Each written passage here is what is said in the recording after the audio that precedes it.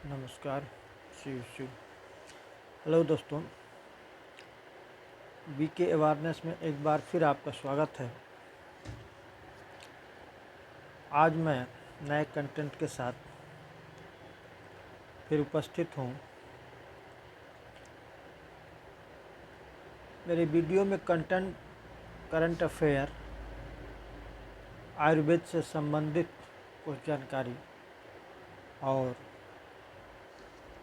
Motivational tips, इन तीनों subject के बारे में कुछ बताने का मेरा उद्देश्य यही है कि आप देश दुनिया की खबरें, 2 4 5 प्रमुख खबरें आप जानें। प्रतियोगी परीक्षाओं में बहुत कंपटीशन है और आप अपने से अध्ययन करें। करंट अफेयर आपका अपडेट हो हमेशा। ज़्यादा से ज़्यादा 4 या 5 खबर, इम्पॉर्टेंट खबरें दिन भर की रहती है। इसको आप डेली बाय डेली जानते रहेंगे तो आपके लिए सुविधा रहेगी।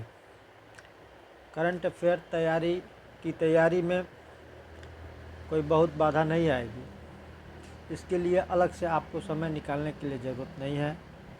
आप इसके लिए वीडियो देखते रहें। एक दिन 2 दिन का करंट अफेयर, 2 4 5 मेन अंतर्राष्ट्रीय राष्ट्रीय खबरें होती हैं, वही होता है। और इसके साथ आयुर्वेद से संबंधित भी कुछ जानकारी आपको मिलती है, जिससे आप स्वस्थ रहें। ये भी आपको जाना, आप फिट होना चाहिए। आपको फिट रहेंगे तभी कोई कंपटीशन कंप्लीट करेंगे। और मोटिवेशन टिप्स इसलिए अपने वीडियो में मैं बताता हूँ अंत में। इस कंपटीशन के युग में बहुत ज़्यादा कंपटीशन है। फ्रस्ट्रेट लोग हो जाते हैं। इस फ्रस्ट्रेशन को कम करने के लिए कुछ मोटिवेशन होना चाहिए जिसको आप समझें, जिससे फ्रस्ट्रेशन नहीं होगा, आप इससे बच सकते हैं। इसलिए मैं इन 3 चीज़ों का एक कंपोजिशन लेकर चलता हूँ। 3 सब्जेक्ट पे आपसे बात करता हूँ ताकि आप समझें और आपका संपूर्ण विकास हो। ये ज़रूरी नहीं है कि आप कोई कंपटीशन ही पास कर जाएं। नहीं पास होते हैं तो आप डिप्रेशन के शिकार ना हो। आप और कुछ करें, बहुत चीज़ हैं। इसके लिए आपको मेंटली और शारीरिक दोनों रूप से स्वस्थ होना चाहिए, न कि आप डिप्रेशन में चले जाएं। आइए अपने सब्जेक्ट पर चलते हैं। आज का कुछ करंट अफेयर आपको बता रहा हूँ, बहुत आसान शब्दों में। आप 1-2 बार वीडियो देखेंगे, ऑटोमेटिक याद हो जाएगा।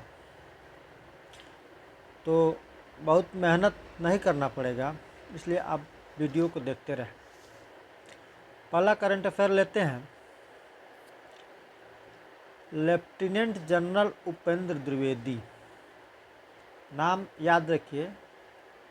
ऑब्जेक्टिव क्वेश्चंस में 3-4 होते हैं, जिससे आप नाम थोड़ा सा याद रहेगा, हिंट रहेगा, आप तुरंत पकड़ लेंगे।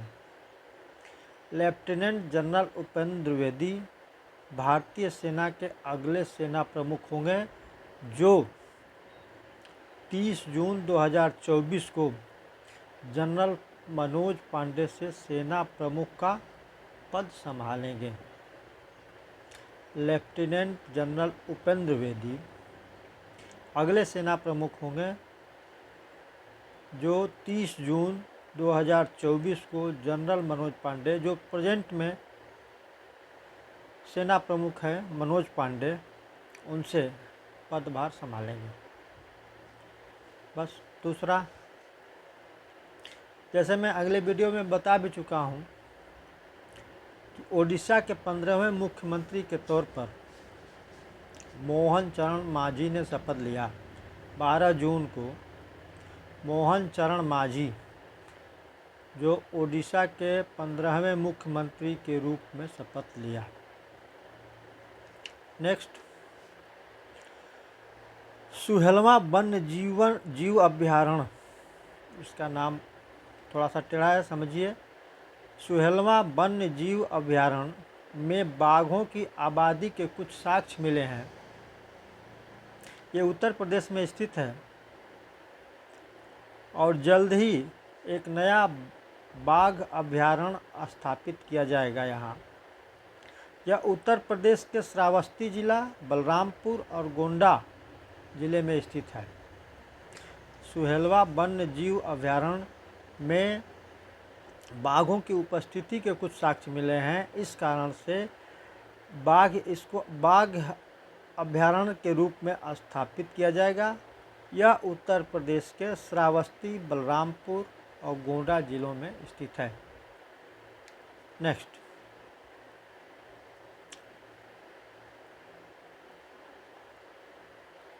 G7 2024 का शिखर सम्मेलन कहाँ हो रहा है? G7 2024 का शिखर सम्मेलन का आयोजन इटली में किया जा रहा है, जिसमें हमारे देश के प्रधानमंत्री गेस्ट के रूप में आमंत्रित हैं। अभी चल रहा है, अब समाप्त होने का होगा। नेक्स्ट, पेमा खांडू हाल ही में अरुणाचल प्रदेश के मुख्यमंत्री के रूप में शपथ ली। पेमा खांडू अरुणाचल प्रदेश के मुख्यमंत्री के रूप में शपथ लिया है।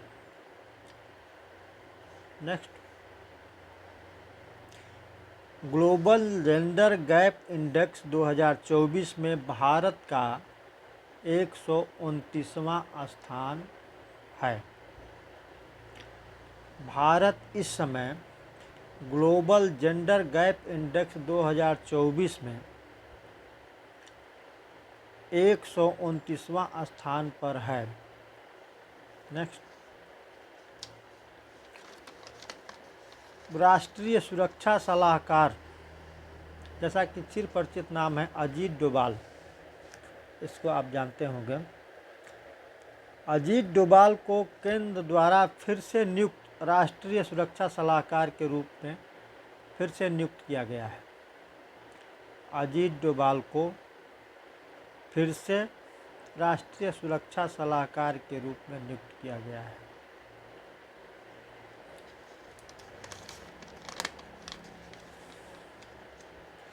दक्षिण अमेरिका अंतर्राष्ट्रीय करंट अफेयर देखिए। दक्षिण अफ्रीका में सिरिल रामाफोसा, जो एक बार फिर राष्ट्रपति निर्वाचित हुए हैं। दक्षिण भारत में सिरिल रामाफोसा एक बार फिर राष्ट्रपति निर्वाचित हुए हैं। नेक्स्ट,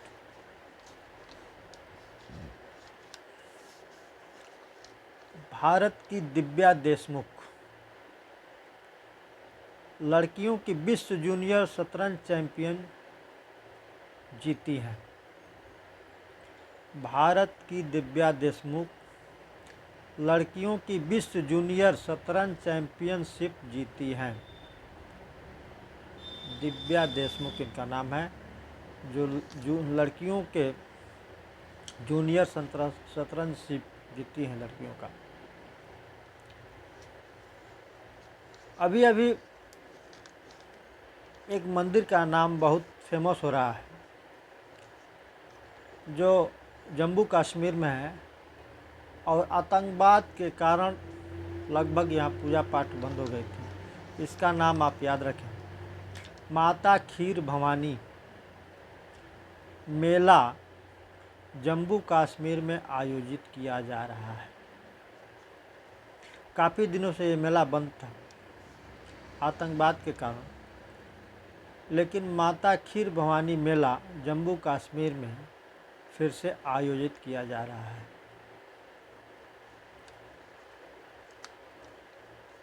नेक्स्ट, पीएम श्री पर्यटन हवाई सेवा का शुभारंभ किस प्रदेश में हुआ है? पीएम श्री पर्यटन हवाई सेवा का शुभ आरंभ मध्य प्रदेश में किया गया है। नेक्स्ट, भारत दुनिया में नाइट्रस ऑक्साइड का दूसरा सबसे बड़ा उत्सर्जक देश बना है। भारत दुनिया में नाइट्रस ऑक्साइड N2O का दूसरा सबसे बड़ा उत्सर्जक देश बना है। इतना करंट अफेयर आप याद रखें। एक दो दिन में यही 5 से 10 करंट अफेयर प्रमुख होते हैं राष्ट्रीय अंतर्राष्ट्रीय रूप में, जो आप याद कर सकते हैं डेली बेस पर।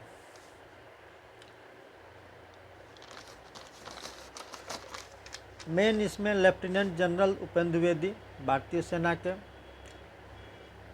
नए सेना अध्यक्ष 30 जून 24 को शपथ लेंगे।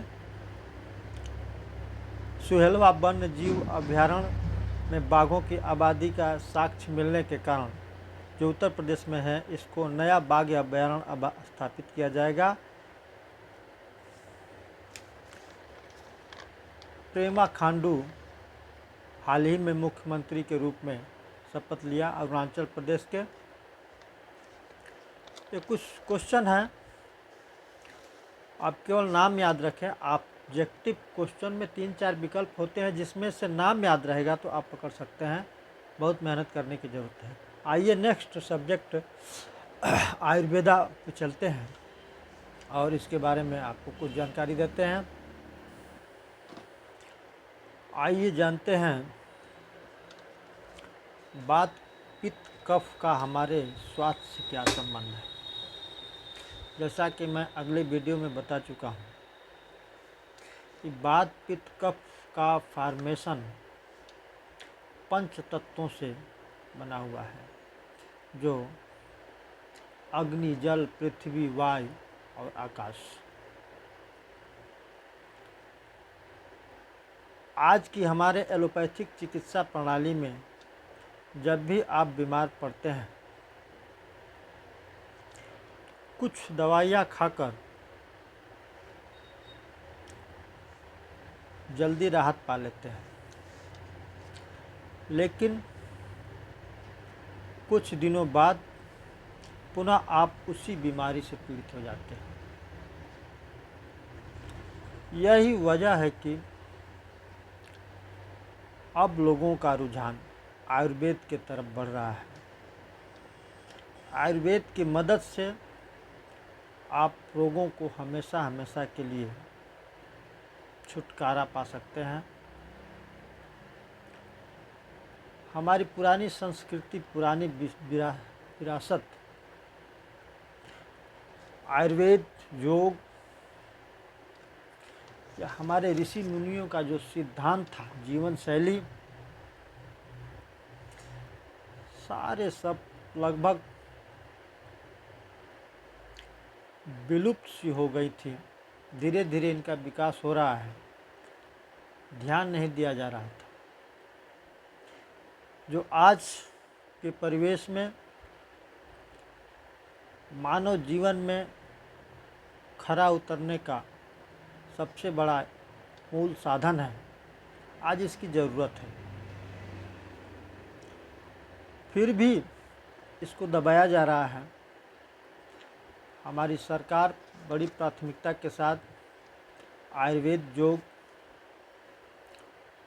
ऋषियों द्वारा प्रदत्त ज्ञान विज्ञान पे जोर दे रही है, और जीवन का यही मूलभूत सिद्धांत है, तो पहले ध्यान नहीं दिया गया।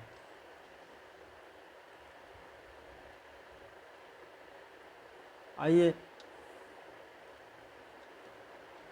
आयुर्वेद के बारे में और आगे जानते हैं। ये वात पित्त कफ को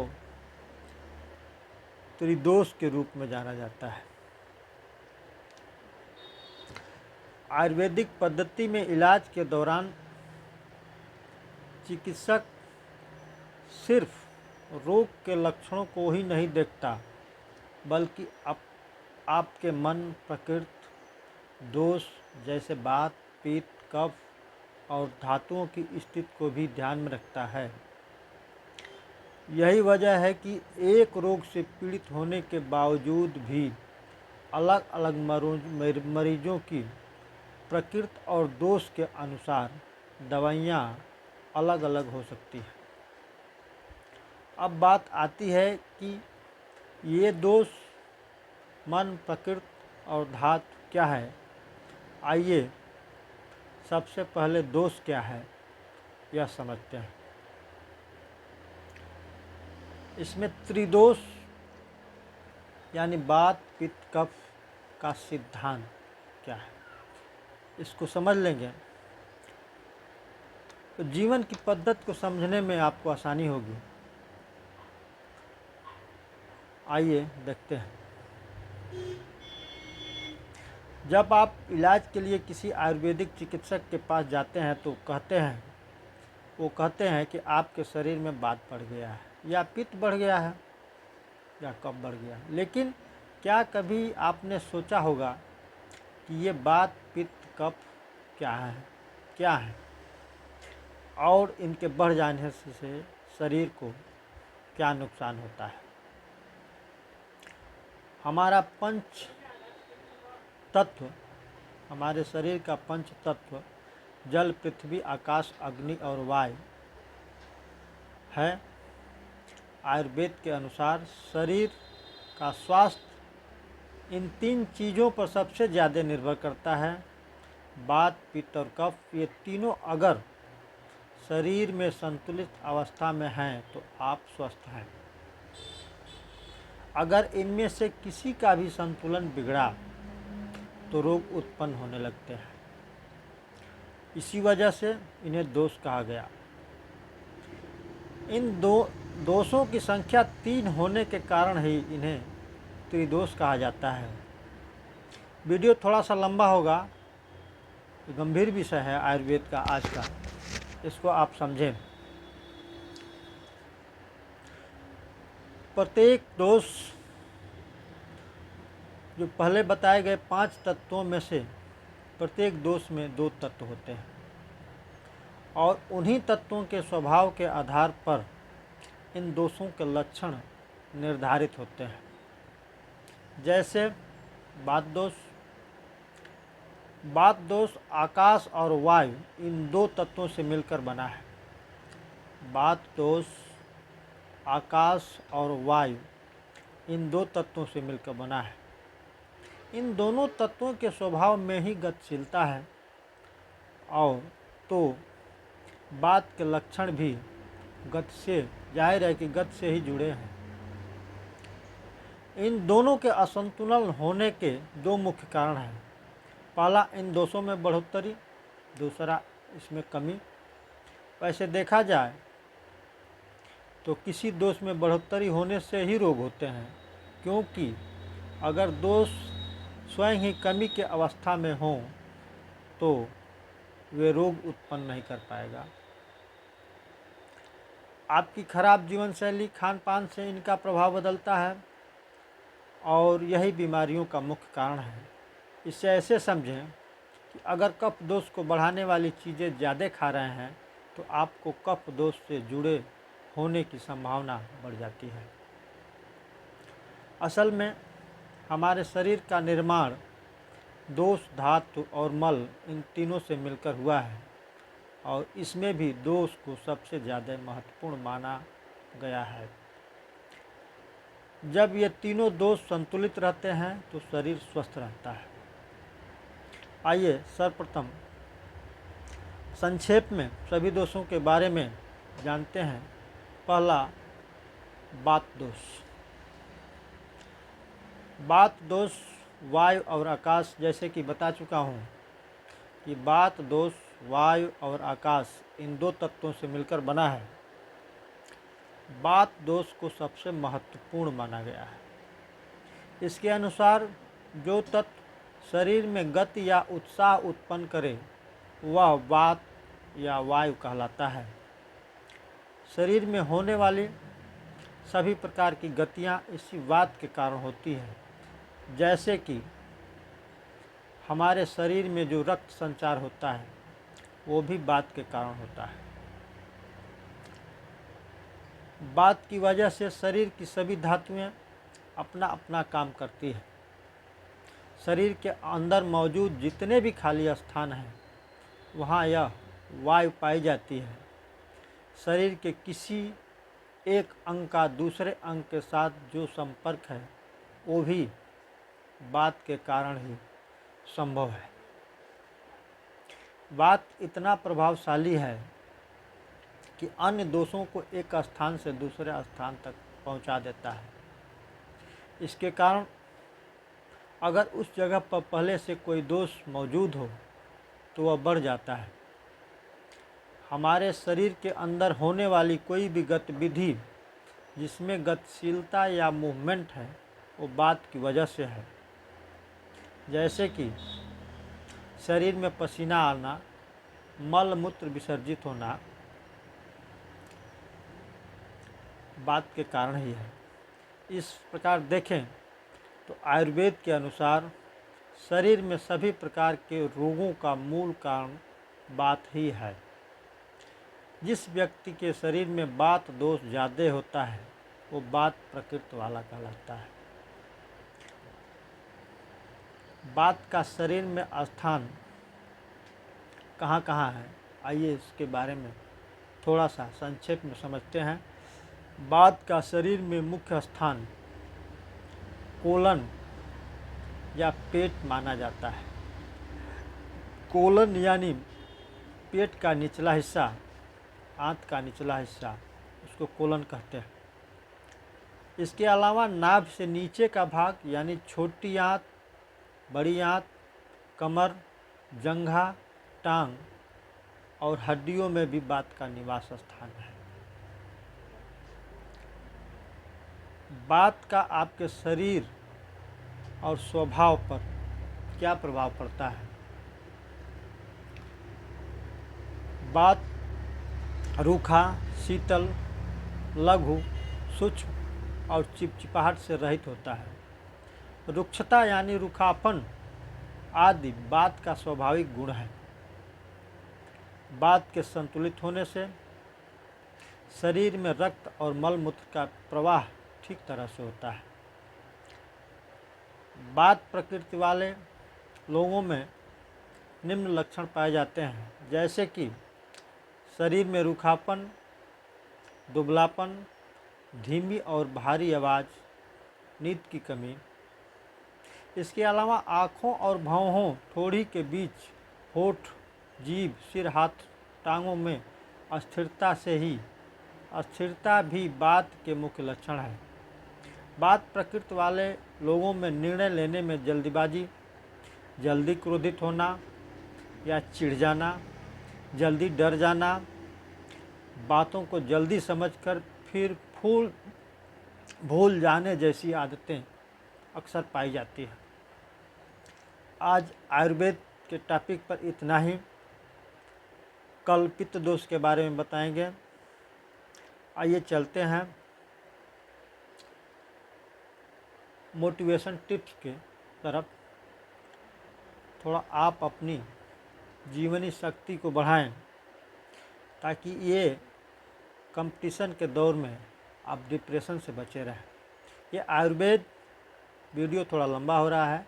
ये आयुर्वेद और मोटिवेशन टिप्स दोनों आपको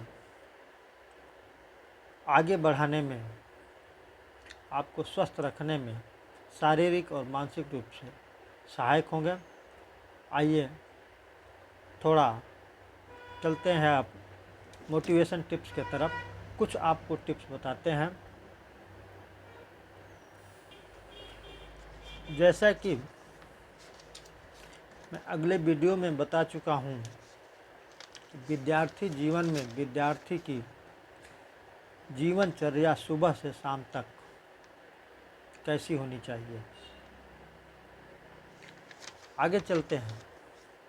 आज का एक छोटा सा टॉपिक, जीवनी शक्ति। ये जीवनी शक्ति क्या है?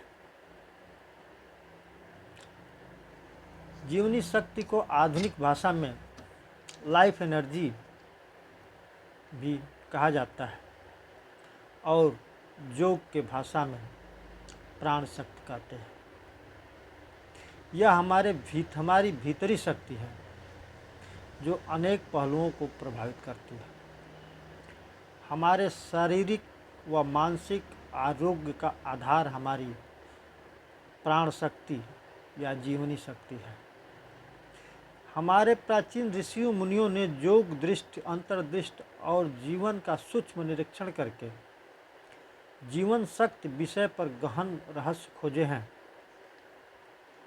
जो निष्कर्ष ऋषियों ने खोजे थे उनमें से कुछ निष्कर्षों को समझने के लिए आधुनिक वैज्ञानिकों को अब सफलता प्राप्त हुई है। विदेश के कई बुद्धिमान विद्वान हमारे ऋषि महर्षियों के आध्यात्मिक खजाने को प्रयोगों द्वारा प्रमाणित करने का प्रयास किया है। उसमें से एक डॉक्टर डायमंड ने जीवन शक्ति पर गहन अध्ययन और प्रयोग किया है। डॉक्टर डायमंड के अनुसार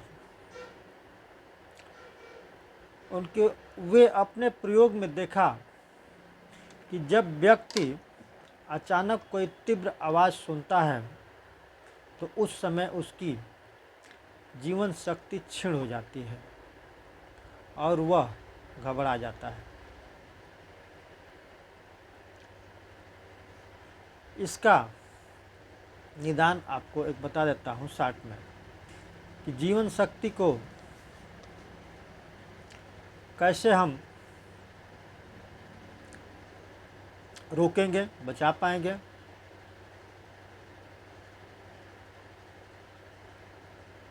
जीवन शक्ति को प्रभावित करने वाले 8 घटक हैं, जिनमें से निम्नलिखित 2 घटकों पर संक्षिप्त में बात करेंगे जो हमारे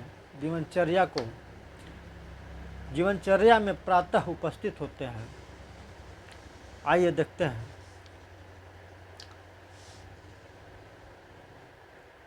मानसिक आघात, खिंचाव, तनाव, घबराहट आदि से हमारी जीवनी शक्ति कम होती है, कमज़ोर होती है। एक प्रयोग से इसको हम रोक सकते हैं। ये आप देखें, जब मानसिक तनाव, खिंचाव, घबराहट का समय हो तब जिह्वा को तालु स्थान से लगाए रखने से जीवनी शक्ति को क्षीण होने से रोका जा सकता है। जैसे जीभ को उठाकर तालू से सटाना, इस प्रकार ऐसे तो हमारा दोनों तरह का सर है, मस्तिष्क है, बाएं और दाएं भागों में संतुलन बना रहता है। ऐसा संतुलन व्यक्ति का सर्वांगीण विकास होता है और प्रतिकूलताओं का सामना करना सरल हो जाता है। देवी देवताओं, संत महापुरुषों के चित्रों के दर्शन से भी अनजाने में हमारी जीवनी शक्ति बढ़ती है। जीवनी शक्ति का ह्रास नहीं होता है, लाभ होता है। कुदरती दृश्य, प्राकृतिक सौंदर्य, जलराज, सरिता, सरोवर आदि देखने से, आकाश के तरफ निहारने से हमारी जीवनी शक्ति या प्राण शक्ति बढ़ती है। इसलिए हमारे देवी देवताओं के चित्रों के पीछे इस प्रकार के दृश्य रखे जाते हैं। गीत, भजन, श्लोक आदि का वाचन, पठन, उच्चारण करने से भी जीवनी शक्ति का संरक्षण होता है चलते वक्त दोनों हाथों का स्वाभाविक आगे पीछे हिलना, इससे भी जीवनी शक्ति का विकास होता है। माता पिता गुरु का आदर सम्मान करना, ये भी जीवनी शक्ति बढ़ाने में सहायक होते हैं। हमारी पूरी जीवन लीला इस जीवनी शक्ति पे ही निर्भर रहती है। अपनी जीवनी शक्ति को बढ़ाने के लिए इस छोटे कुछ टिप्स को आप ध्यान में रखें और इसका सहयोग लें, बड़े काम की चीज़ है। कमर झुकाकर रीढ़ की हड्डी टेढ़ी रखकर बैठने चलने वाले व्यक्ति में जीवन शक्ति कम हो जाती है। उसी व्यक्ति को कमर, रीढ़ की हड्डी, गर्दन व सिर को सीधे रखकर बैठाया जाए तो फिर जीवनी शक्ति नापी जाए तो बढ़ी हुई मिलेगी। ये टिप्स याद रखें। हिटलर, एक कहानी है, कहानी आपको मैं बताता हूँ, कहानी नहीं, सत्य घटना है, सच है। हिटलर जब किसी इलाके में जीतने के लिए आक्रमण की तैयारी करता था, तब वह अपने गुप्तचर को भेजकर जांच करवाता था कि उस इलाके के लोग कैसे चलते, बैठते, उठते, घूमते फिरते हैं। युवाओं की तरह सीधा या बूढ़ों की तरह झुककर चलते हैं। इससे वह अंदाज़ा लगा लेता था कि वह इलाका जीतने में परिश्रम पड़ेगा या आसानी से जीता जा सकेगा। सीधे बैठने चलने वाले लोग साहसी, हिम्मत वाले, बलवान और दृढ़ निश्चयी होते हैं, उन्हें हराना मुश्किल होता है। और झुककर चलने वाले, बैठने वाले, जवान हों या निरुत्साही, दुर्बल, डरपोक, निराशावादी होते हैं।